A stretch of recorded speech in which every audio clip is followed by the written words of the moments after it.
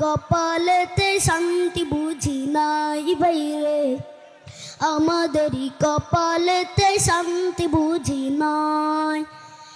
সমাজে